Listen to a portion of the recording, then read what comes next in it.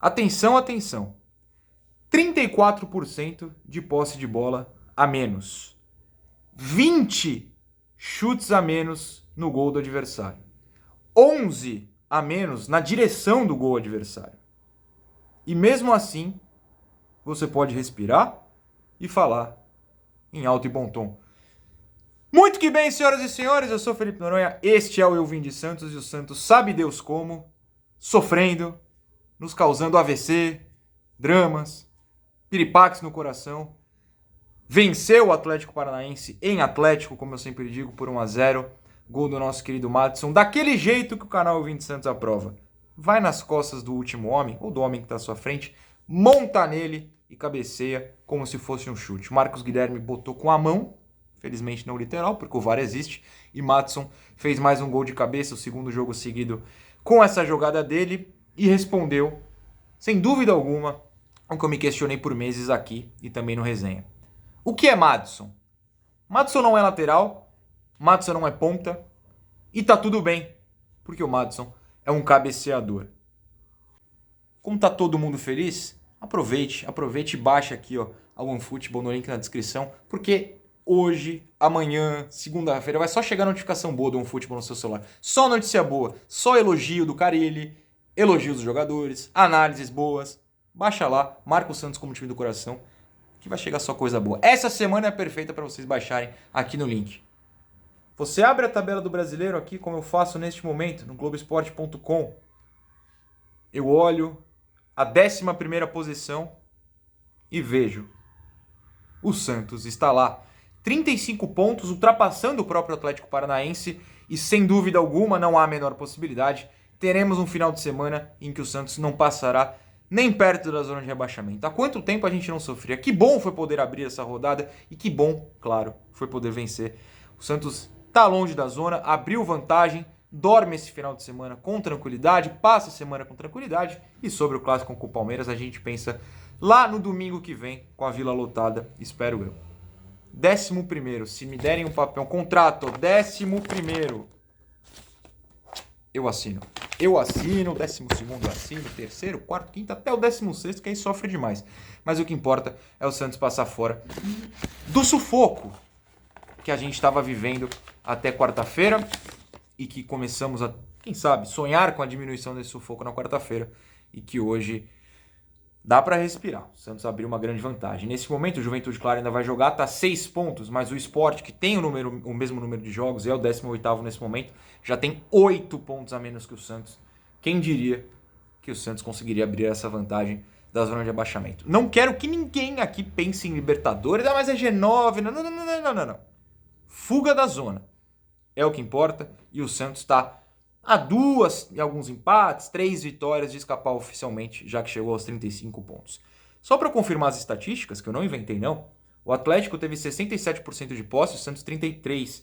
Número total de chutes, 30 mesmo do Atlético, 10 do Santos. Chutes na direção do gol, 6-2 para o Atlético. Chutes na trave, 1-0, vocês sabem qual, aquela bola no travessão. Qual foi o outro dado que eu falei? Sei lá. Aqui. Chutes bloqueados, 8-2, 10-2, 8 a mais do Atlético. Por que foi importante? Porque o Boza bloqueou o chute, o Palha bloqueou o chute, o Balieiro bloqueou o chute, o Velasquez bloqueou o chute. O Santos conseguiu bloquear finalizações que poderiam ter dado ainda mais sustos ao Santos. Chutes dentro da área, 17-6. O Santos sofreu e vocês me permitam dar uma zombadinha de quem há 1 semana e meia, 2 semanas, cogitou João Paulo no banco de reservas por um jogo do Jandrei. Que foi um ótimo jogo, vamos deixar isso claro. Mas o imediatismo, meus amigos, mata. João Paulo salvou na Sul-Americana, salvou na Libertadores, salvou no Brasileiro. É que o goleiro sozinho não faz gol também. Mas se não existisse João Paulo no mundo santista em 2021, vocês podem ter certeza que o Santos estaria afundado na zona. Não está, porque em jogos como hoje, ele faz o que fez. Defesas impressionantes, defesas milagrosas e salvando o Santos. É o melhor jogador do Santos na temporada, com sobras, tranquilidade, humilhando a concorrência. O que falar de João Paulo? Apenas elogiar. Mas eu estava falando sobre o sofrer, né? E isso é o carilismo. Tô brincando. Esquece o carilismo, até ó, bate na madeira. Isso é Fábio Carille, não quero fazer porque lembra dinizismo e a gente vai passar mal aqui. O Carille é isso. Mas quando ele chegou do Corinthians, a gente falou que era isso também. Não é que ele vai jogar retrancado. O Santos no primeiro tempo não retrancou. Daqui a pouco eu falo de tática especificamente. Mas o Santos jogou pro ataque. Começa o segundo jogando também. Lembra que a jogada do gol começa com o Ângelo arranjando uma jogada de ataque, driblando vários, arranjando escanteio. O Santos recupera essa bola depois do escanteio, a zaga tirar, continua no ataque. Abre a jogada, o lateral, que na verdade é um ponta, que na verdade é um cabeceador, entra na área, se desloca e o Santos faz um gol assim. Isso não é jogada de time retrancado, é jogada de time que sabe o que fazer. O primeiro tempo foi assim também. No primeiro tempo o Santos criou chances, principalmente no contra-ataque, mas um contra-ataque cheio de gente, não um contra-ataque vazio, reza e corre, como foi no final do jogo. Um contra-ataque consciente, com jogadores bem posicionados. A principal chance, aquela do Tardelli, Lucas Braga dá no Tardelli, e o Santos, o goleiro do Atlético, bloqueia. E se você pegar a câmera aberta, tinha dois jogadores, o Braga e mais um, possivelmente o Ângelo, pode ser o Marcos Guilherme, entrando por trás. Se o Tardelli, em vez de tocar com a direita na direção do Santos, toca de esquerda para trás, talvez saísse o gol. Não dá para cravar, mas é uma jogada em que os atacantes foram conscientes e fizeram boas movimentações. No segundo tempo, não. No segundo tempo, de um 5-4-1 sem a bola que o Santos fazia, virou um 6-3-1. Por que 6-3-1? Bom, vamos começar com 5-4-1. O 5-4-1 porque a marcação era claramente o Madison marcando, o trio de zaga, Bosa, Velasquez, Robson e o Lucas Braga recuadíssimo marcando. À frente de todo mundo centralizado, o Balieiro e o Felipe Jonathan ali, não muito distante. O Marcos Guilherme marcando de um lado e... Peraí, 5... Falei 3. Quem que eu esqueci agora, minha gente? Eu tô tão ansioso, tô tão nervoso ainda com a partida que eu esqueci. Quem era o outro jovem que marcava, meu Deus do céu? Abre aqui a escalação. Calma aí, Santos. Deu um branco gigantesco. Ah, o Ângelo. E o Ângelo do outro lado. Então, Ângelo, Marcos Guilherme, Balieiro, Felipe Jonathan. E o Tardelli à frente, de sendo 5-4-1. Vira um 6-3-1 depois das substituições. O Raniel é esse 1. Ai, Raniel do céu. Numa outra rotação. Então, o 6-3, um atacante perdido. Eram 6 lá atrás, né? Com a entrada do Moraes, a manutenção do Lucas Braga lá atrás. 3 na frente e 1, que era o Raniel sozinho. O Santos sentou lá atrás. E o saber sofrer é o seguinte. É o que dá pra fazer com esse time. O Carille não vai conseguir jogar no ataque com esse time. E o Santista não tá acostumado. O Corinthians ganhou um brasileiro com o Carille jogando assim. Com o Tite era assim também. O Santista não tá acostumado. Mas é o que dá pra fazer, principalmente em jogos fora de casa. Contra o Flu, até conseguiu jogar mais. Mas quando o Atlético acordou e percebeu que dava pra pressionar, ainda mais depois do gol, o Santos teve de sentar lá atrás. E fez uma boa atuação. Claro, quando você é pressionado e o time é ruim, o time do Santos ainda é fraco, né? Não é porque venceu que virou uma seleção.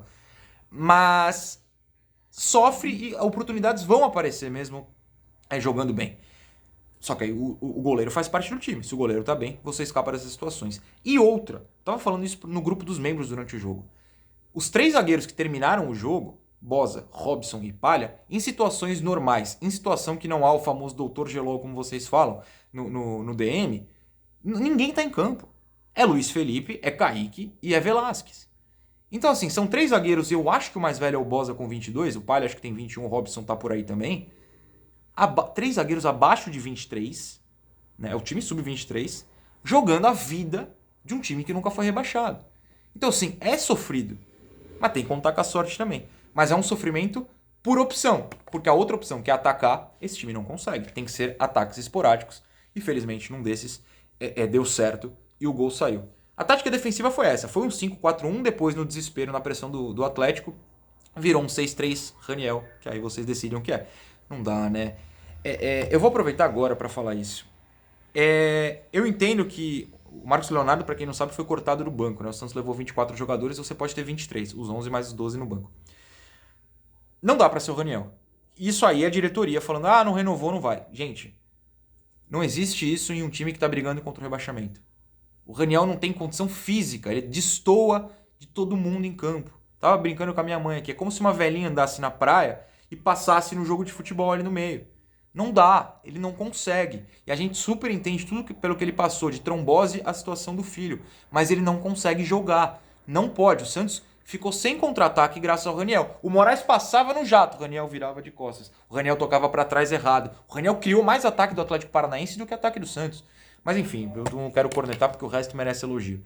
Então, a tática ofensiva foi muito clara. Era o contra-ataque. O O Tardelli, no primeiro tempo, né, enquanto aguentou, não foi centroavante de novo. A gente precisa lembrar disso. O Raniel é o meia desse time. Os atacantes são os dois que abrem pelo lado.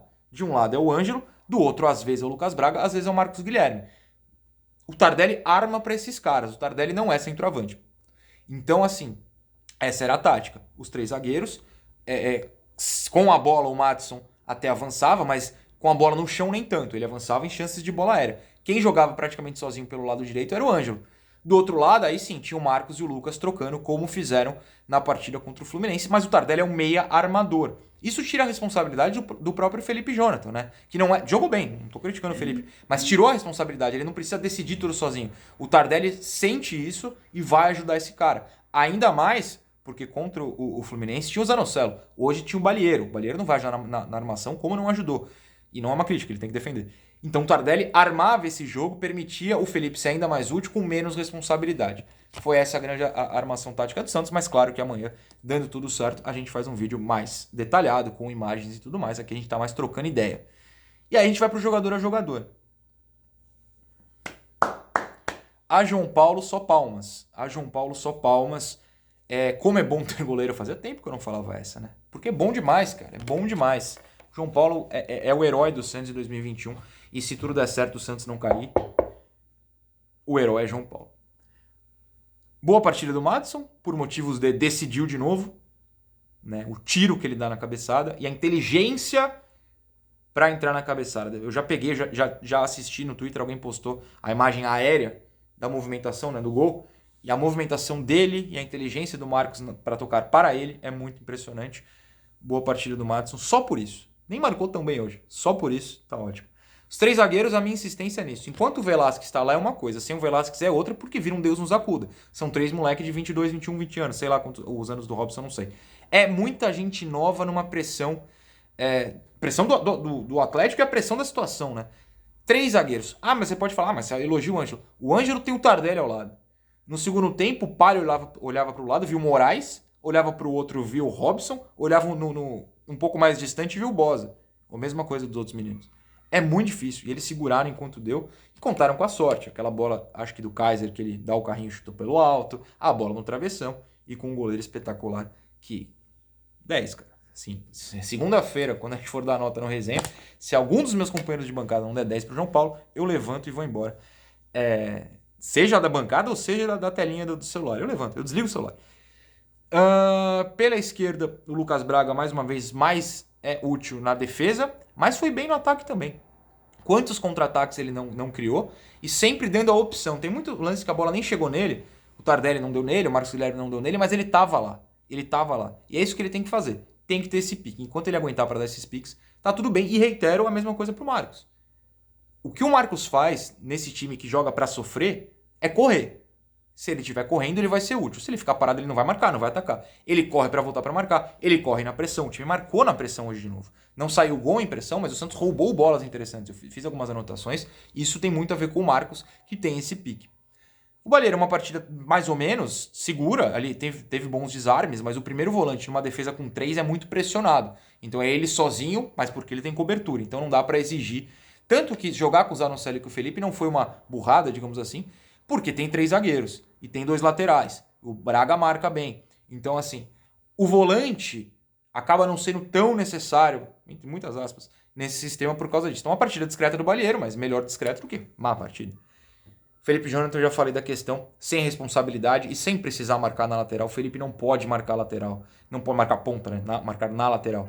Deixa ele centralizado. Nunca voltem o Felipe pro meio, pra lateral. Deixa ele no meio, pelo amor de Deus. Tardelli, de novo, é incrível como ele é diferente, né? Pode não ter decidido o jogo, mas você vê que se ele tivesse companheiros mais experientes, de melhor toque mesmo, ele ia ser o cara que ia armar para muito gol. O resto não acompanha ainda. E eu vou falar uma coisa muito ousada, eu já falei no grupo dos membros, mas vou repetir porque eu não tenho medo não. Eu tinha 19 anos já, não era uma criança, mas muitos de vocês eram, e não vão lembrar do Neymar em 2009, que é um ano antes do Santos de 2010. O Ângelo é o Neymar em 2009. Você vê que ele sabe o que fazer, você vê que ele tenta fazer, você vê que falta aquele 1%, 10%, sei lá, do corpo. O corpo do Ângelo trouxe do sub-23, o sub-20, o 17, que ele poderia, ele tem 16 anos ainda, gente. No profissional ainda é diferente. Ele ainda não tá pronto. A hora que o corpo dele explodir, como o Neymar explodiu em 2010, esse moleque vai voar. Eu tô falando há tempos que pra mim ele é o Neymar 2009 e que ano que vem é o ano dele. Confio nisso e acho que hoje mostrou. Aquelas coisas que você, analisando especificamente o movimento do corpo, o que ele tenta, a inteligência dele, você saca. Confio na minha capacidade de sacar isso, então sem medo aqui de falar. Pra mim ele é o Neymar 2009. É um ano antes da explosão. Lembrando que até novembro, a gente tá entrando em novembro, o Neymar era banco do time do Luxemburgo. Ele vira titular em janeiro e já explode. Acho que, não tô cravando o que vai acontecer, mas acho que a possibilidade disso acontecer com o Ângelo é enorme. As mudanças, até pego aqui, causaram algumas mudanças táticas, né? Primeiro, o Velasquez, a gente reza pro Gelo funcionar. E o Palha não entrou tão bem, tanto que a bola do Kaiser tá uma perninha do Palha, mas o Palha recupera depois, faz aquela cobertura do lado esquerdo. Repito, 3 jovens juntos, ia virar drama mesmo, mas é o que tinha, não tem mais ninguém. A hora que saem Tardelli e Ângelo, o Marcos Guilherme vira, né, o ponta direita, porque o Moraes foi recuado para a esquerda, ele solta o Lucas Braga, então o Lucas Braga e Marcos viram os pontas, e o Raniel, enfim, aquela nulidade no meio. E depois, quando sai o Felipe Jonathan entre o Sanches, não foi uma mudança tática, o Sanches continua ali, mas parar pelo Marcos Guilherme foi, porque aí o Maddison e o Pará formam aquela linha de 6 também, né? No começo do vídeo eu falei o Ângelo, mas a linha de 6 com o Pará, né? E o Maddison ali marcando pela direita. Então foram essas as mudanças táticas do Santos. Tá todo mundo feliz, jovens. Curtam o sábado, curtam o domingo. Segunda, terça, quarta, quinta e sexta, sábado, porque domingo tem Palmeiras, a gente não sabe o que vai acontecer. Curtam esses dias em termos futebolísticos, que o Santos deu uma alegria para vocês. Como diria Mano Brown, o Santos corta várias brisas. Não foi o caso dessa vez. Que bom. Beijo, tchau.